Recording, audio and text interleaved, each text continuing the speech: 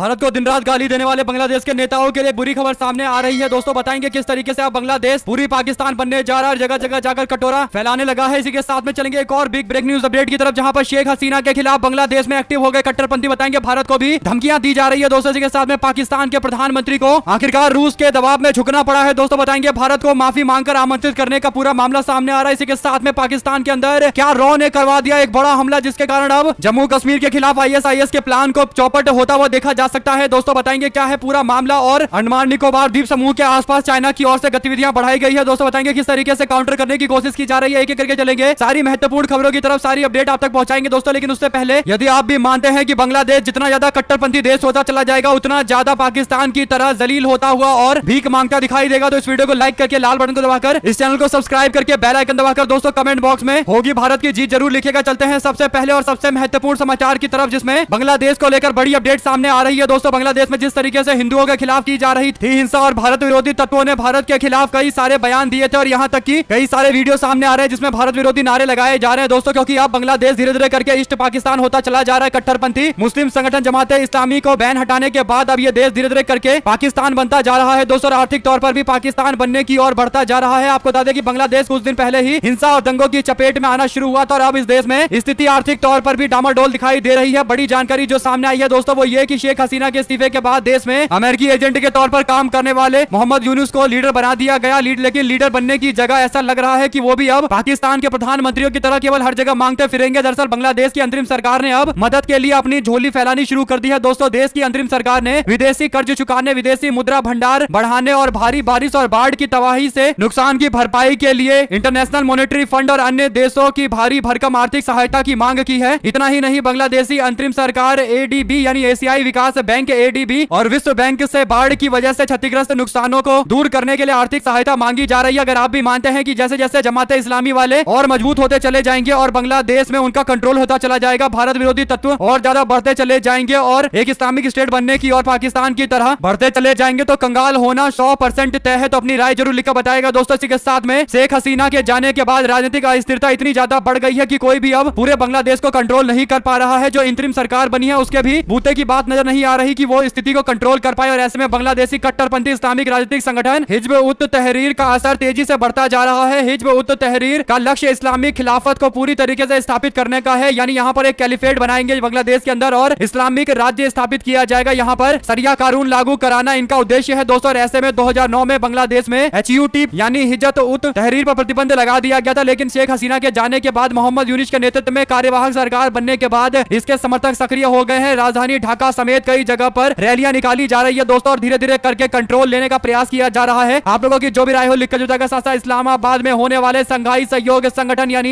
SCO की बैठक में पाकिस्तान नहीं चाहता था कि भारत के प्रधानमंत्री नरेंद्र मोदी को कोई आमंत्रण भेजा जाए, लेकिन पाकिस्तान के चाहने या ना चाहने से एक पत्ता भी भारत के साथ साथ पूरे विश्व में कहीं नहीं हिलता दोस्तों। और यही बड़ा कारण है कि SCO की बैठक को लेकर भारत को बुलाने के लिए, प्रधानमंत्री मोदी को बुलाने के लिए, आमंत्रण भेजने के लिए इतना दबाव बनाया गया कि SCO की बैठक के लिए अब प्रधानमंत्री नरेंद्र मोदी को निमंत्रण भेजा गया है। पाकिस्तान की प्रमुख अखबार डॉन के द्वारा रिपोर्ट के अनुसार बताया गया है कि यह घोषणा मुमताज जहरा बलूच द्वारा एक साप्ताहिक प्रेस ब्रीफिंग के दौरान की गई थी। आपको बता दें दोस्तों कि 15 से 16 अक्टूबर के बीच में होने वाला है SCO का पूरा कार्यक्रम। भारत के प्रधानमंत्री नरेंद्र मोदी को भी निमंत्रण भेजा गया है। बलूच ने यह जानकारी दी है दोस्तों। हालांकि प्रधानमंत्री मोदी पाकिस्तान जाना तो दूर की बात, पाकिस्तान के द्वारा अगर कोई दुनिया में सबसे बड़ी मीटिंग भी की गई होती तो भी भारत के प्रधानमंत्री वैसी बैठकों में शामिल होने के लिए नहीं जाते। और वैसे भी प्रधानमंत्री नरेंद्र मोदी जानते हैं कि पाकिस्तान के लिए SCO की बैठक करना ही उनके ख्वाब का सफल हो जाने वाला पूरा कार्यक्रम है। अगर आप भी मानते हैं दोस्तों कि SCO की बैठक में प्रधानमंत्री मोदी को पूरी तरीके से बहिष्कार करना चाहिए और पाकिस्तान पर दबाव बनाना चाहिए, तो अपनी राय जरूर लिखा जाएगा। इसी के साथ में एक और बिग ब्रेक न्यूज अपडेट है दोस्तों, जहां पर देश में जम्मू कश्मीर के अंदर चुनाव का ऐलान कर दिया गया है, और उम्मीद की जा रही थी कि जम्मू कश्मीर में चुनाव के ऐलान के बाद सबसे ज्यादा बौखलाहट अगर किसी को होगी तो वो पाकिस्तान को होगी। और पाकिस्तान के बयानों से इस बात को महसूस किया जा सकता है कि पाकिस्तान को इतनी ज्यादा तकलीफ हो रही है कि जम्मू कश्मीर में चुनाव कैसे हो सकते हैं, लोग अपने प्रतिनिधित्व को कैसे चुन सकते हैं दोस्तों। यही बड़ा कारण है कि पाकिस्तान अब भारत पर गंभीर आरोप लगा रहा है। भारत पर आरोप लगाते हुए बलूचिस्तान में हाल फिलहाल के अंदर 117 से ज्यादा पाकिस्तानी आर्मी के लोगों की मौत के मामले को लेकर दावा किया जा रहा है कि इसकी टाइमिंग से पता चलता है कि रॉ ने जानबूझकर एक्शन कराया है ताकि जम्मू कश्मीर के अंदर पाकिस्तान का ISI कोई डिस्टर्बेंस ना कर पाए, चुनाव सफल हो पाए। क्योंकि आप लोग जानते हैं दोस्तों कि चुनाव में बड़ी बड़ी रैलियां, रोड शो होते हैं, और ऐसे में ISI पहले भी भारत में चुनाव को डिस्टर्ब कर चुका है। हालांकि जम्मू कश्मीर के अंदर पूरी तरीके से शांति देखने को मिल रही है दोस्तों, और चुनाव आयोग उम्मीद कर रहा है कि शांतिपूर्ण तरीके से चुनाव संपन्न हो जाएगा। अगर आप भी मानते हैं कि पाकिस्तान पाकिस्तान को ये तगड़ा झटका है और उनके द्वारा उनके सिंधु प्रांत के गवर्नर के द्वारा जो दावा किया गया है कि बलूचिस्तान में हाल ही में हुए घातक हमलों के पीछे भारतीय खुफिया एजेंसी है, इसे लेकर अब पाकिस्तान को फिर से विचार विमर्श करना चाहिए। आपकी क्या राय है दोस्तों? क्या आईएसआई को झटका देने के लिए रॉ की ओर से ऐसा कराया गया है? साथ साथ पाकिस्तान ने संयुक्त राष्ट्र के सामने चरमपंथी संगठन तहरीक तालिबान पाकिस्तान के हमलों से दहशत में आकर गुहार लगानी शुरू कर दी है। आए दिन इस तरीके की खबर सामने आती है कि पाकिस्तान के बड़े बड़े डिप्लोमेट यूनाइटेड नेशन में मौजूद हैं और बार बार कह रहे हैं कि बड़े अधिकारी कोई कार्रवाई करे, यूनाइटेड नेशन संयुक्त राष्ट्र संज्ञान ले और अफगानिस्तान से पाकिस्तान में होने वाले घुसपैठ आतंकवादी हमलों पर रोक लगनी चाहिए। हालांकि दोस्तों पाकिस्तानियों को अब यह समझ में आ रहा होगा कि कैसे जब दूसरे देश से भारत में आकर आतंकवादी हमला करते थे, पाकिस्तान से आने वाले आतंकवादी हमला करते थे, तब भारत को कैसा लगता था। लेकिन अब क्योंकि नरेंद्र मोदी की सरकार है तो मुंह तोड़ जवाब दिया जा रहा है। लेकिन पाकिस्तान का वही हाल है जो कांग्रेस के समय में भारत के डिप्लोमेट का हुआ करता था। अब पाकिस्तान यूनाइटेड नेशन में बार बार हर दिन 2-4 बार जाकर गुहार जरूर लगाता है। दोस्तों क्या आप भी मानते हैं कि अफगानिस्तान ने पाकिस्तान को सही सबक सिखाया है? तो अपनी राय जरूर लिखकर बताइएगा। साथ साथ बांग्लादेश नेशनल पार्टी के वरिष्ठ नेता ने आरोप लगाया है कि पूर्व राजनयिक, नौकरशाह, राजनेता और थिंक टैंक मिलकर भारत बांग्लादेश के संबंध को खराब करने की कोशिश कर रहे हैं। बांग्लादेश में अल्पसंख्यकों की सुरक्षा को लेकर भारत की ओर से मुद्दा उठाए जाने के बाद बांग्लादेश नेशनलिस्ट पार्टी यानी बीएनपी पार्टी के नेता अमीर खसरू मोहम्मद चौधरी ने कहा कि यह देश का आंतरिक मामला है, मगर बांग्लादेश भी अपने पड़ोसी देश भारत के साथ मजबूत संबंध चाहता है। भारत भी अतीत को छोड़कर नए सिरे से संबंध मजबूत करे और बांग्लादेश के लोगों से रिश्ते बनाए। दरअसल दोस्तों बांग्लादेश के अंदर दो सबसे बड़ी पॉलिटिकल पार्टी है, जिसमें से अवामी मोर्चा की नेतृत्व करने वाली शेख हसीना बांग्लादेश छोड़कर भारत आ गई है। लेकिन अब बीएनपी पार्टी एक लीड रोल में आना चाहती है, भारत के साथ अच्छे संबंध रखना चाहती है। हालांकि जमाते इस्लामी जैसे इस्लामिक कट्टरपंथी संगठनों की ओर से भारत विरोधी बयान जब तक दिए जाएंगे तब तक संबंध सुधरना इतना आसान नजर नहीं आता है। आप लोगों की क्या राय है दोस्तों? क्या किसी राजनीतिक पार्टी को बांग्लादेश में आने वाले समय के अंदर कंट्रोल मिलेगा, या फिर आपको लगता है कि इस्लामिक स्टेट बनने की ओर बांग्लादेश आगे बढ़ता चला जा रहा है और यहाँ पर जमाते इस्लामी जैसे आतंकवादी संगठनों के हाथ में बांग्लादेश की सरकार कुछ दिनों में आ जाएगी? लिखकर जो बताएगा। साथ साथ बांग्लादेश में जमाते इस्लामी के प्रमुख शफीकुर रहमान ने कहा कि उनकी पार्टी चाहती है कि भारत और बांग्लादेश के रिश्ते बेहतर हो, लेकिन भारत को हमारे मामलों में दखल नहीं देना चाहिए। रहमान ने एक इंटरव्यू के दौरान उनकी पार्टी को लेकर कहा कि हमारी पार्टी का मानना है कि बांग्लादेश को सभी देशों जैसे अमेरिका, चीन, पाकिस्तान आदि के साथ मिलकर अच्छे और मजबूत रिश्ते करने चाहिए। हालांकि दोस्तों जमाते इस्लामी के प्रमुख के द्वारा जो बयान दिया गया है कि भारत उनके मामलों में दखल ना दे, यानी वो चाहते हैं कि उनके समर्थकों के द्वारा हिंदुओं पर अत्याचार किया जाता रहे और भारत इस पर एक शब्द ना बोले। हालांकि देश के प्रधानमंत्री नरेंद्र मोदी ने लाल किले से सीधा सुस्पष्ट शब्द में कह दिया था कि भारत यह बर्दाश्त नहीं करेगा कि बांग्लादेश के अंदर हिंदू